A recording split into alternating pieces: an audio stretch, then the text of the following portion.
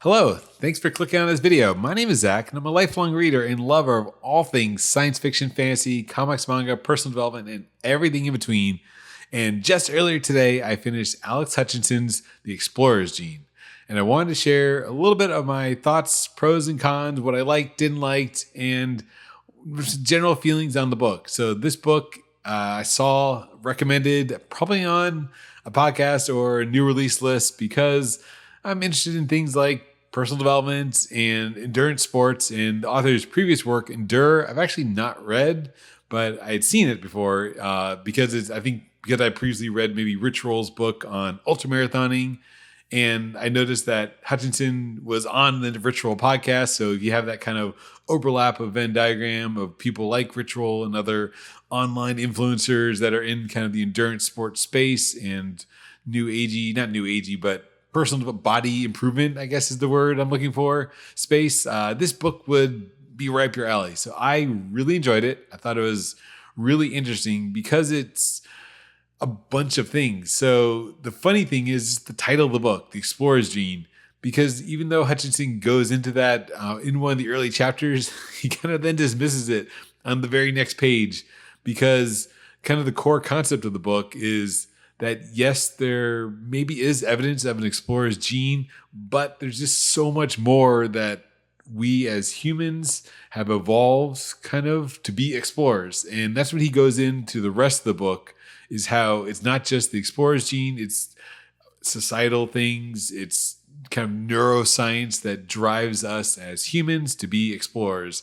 And maybe the key takeaway is that we need to be explorers, that we really need to push our boundaries and push our limits to find fulfillment and satisfaction. So to talk about maybe some of the things I didn't like so much at first, and it's very minuscule, is just that there wasn't that takeaway. I think that's my main gripe, not really gripe, but if I had to identify one negative with the book, is that there's not really a practical application to the learnings in this. It's written in that style of lots of science, lots of studies, personal examples, as well as historical stories. So in those modern kind of endurance sports or personal development style, that there'll be a concept, maybe a story to illustrate the concept, and then maybe takeaways.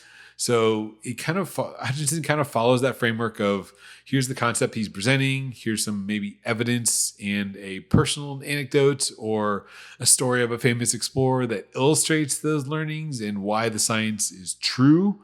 But then there's not really a piece of, okay, then apply this to your own life by following that explorer's example. That kind of the examples and the conclusions are meant to just come to your own conclusions, that it is kind of obvious of what he's trying to get you to see, but it's maybe not super practical of here's my 5-step program to become a better explorer. It's kind of more suggestions illustrated and best practices illustrated through these stories in his own life of ways that this is true to be a better explorer. So that was maybe the cons, and the pros was that I did like that modern style of personal development books, that there is a science and then he'll give that story, which again, didn't know the author, but a lot of Canadian examples, being a Canadian himself. So it was a bit refreshing to have some of the stories of these famous explorers be Canadian explorers and people that I may not be as familiar with than if this was written by an American author, which it would probably be American centric of explorations and things. And of course, there are stories of American explorers, but there were some interesting explorers that he found that aren't your maybe, first thought when you think of explorers and exploring certain unknown territory. So the stories were great. I thought they were interesting. And then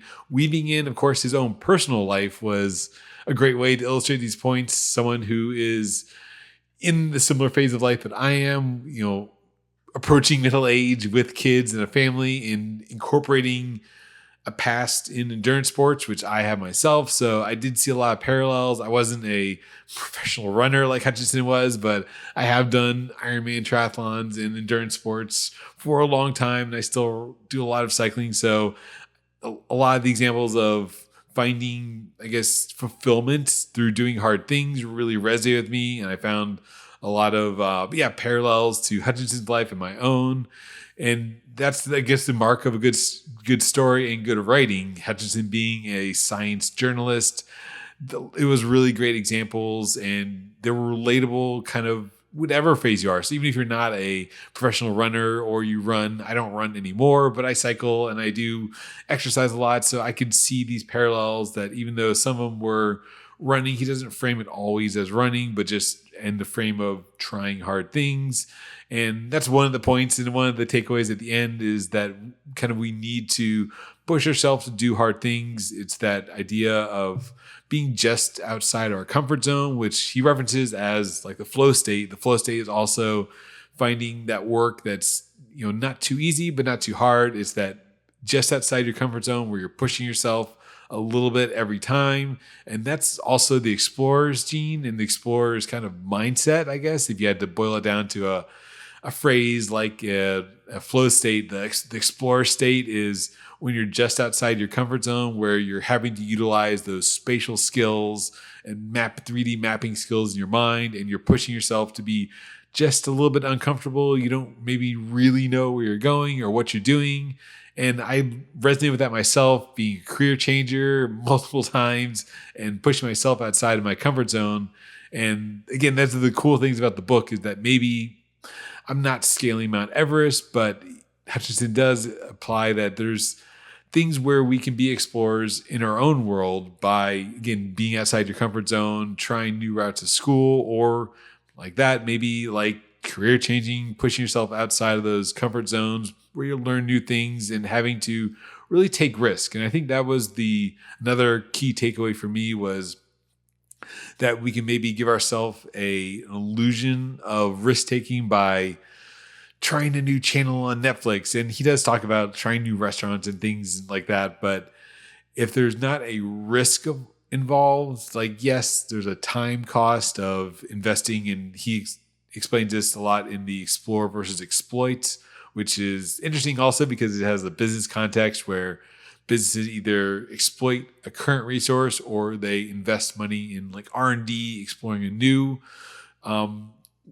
development. And this can be applied to things like books and TV shows, where you have a cost and trade-off and optimization decision to make, whether you continue on a series that it's a known quantity, or do you use that time as the currency in this case to explore a new series and keep finding the next thing. These are some of the interesting things that I found most interesting. Yeah, this neuroscience idea of the trade-off of constantly looking for the next best thing. And he talks about that in the secretary problem, which relevant to me, and I've researched and heard about through my master's program, and also just interviewing, because it's also the secretary problem is also the interview problem, where there's like a study, I think it was 37%, where you review 37% of candidates and then you just pick the next best one.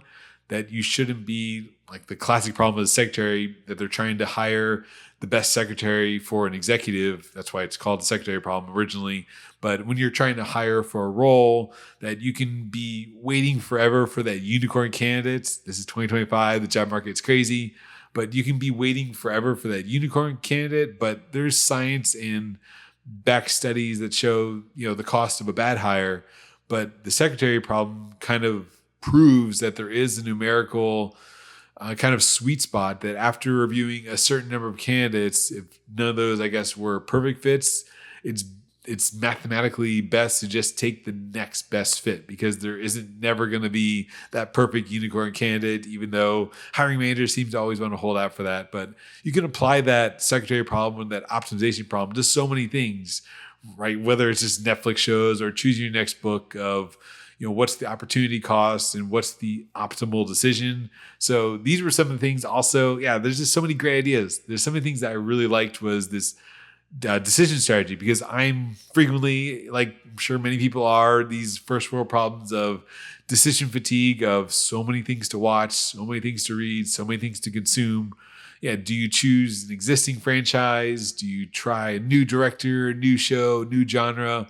Are you really exploring by trying a new show, but you're getting outside your comfort zone and it is scratching that itch? And that's another point that I really loved was he talks about kind of the ebb and flow of the Voigt curve about kind of satisfaction levels of how far outside your comfort zone you need to be, and also where to get that explorer's satisfaction from.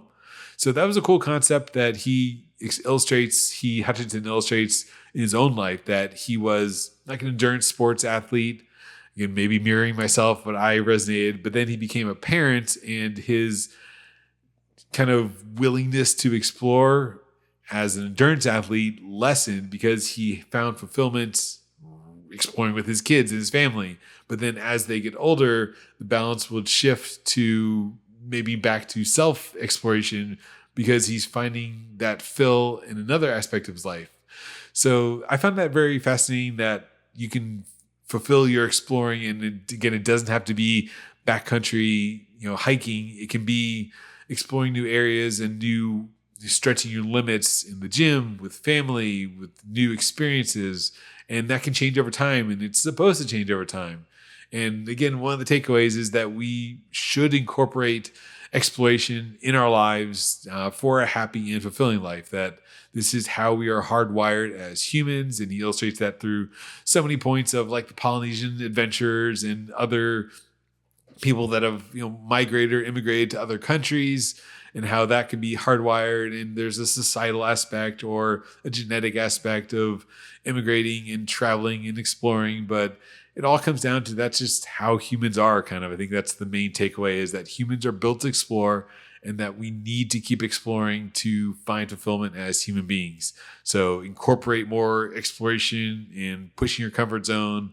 He gives examples. So I guess he does give examples of like going on an adventure and putting your phone away. So he talks about not having that safety net backup. And that's a way to, again, force yourself to explore more and push yourself more. And again, push that envelope of your personal comfort zone just a little bit to put you in that explorer zone. So those are my thoughts and a bunch of rambling, the pros and cons. I think the pros definitely outweigh the cons of Alex Hutchinson's The Explorer Scene. It was a really great read. I felt like I learned a lot. I'm a better person for reading it, and I learned interesting things about decision science, neuroscience, exploration, optimization, free energy. Those really cool concepts, and things that relate to my master's degree in analytics and data science. It's all optimal decision making and how that applies to humans. So it was really cool, really fun read. Highly recommend it. The Explorer Scene by Alex Hutchinson. So thanks for watching and have a great day.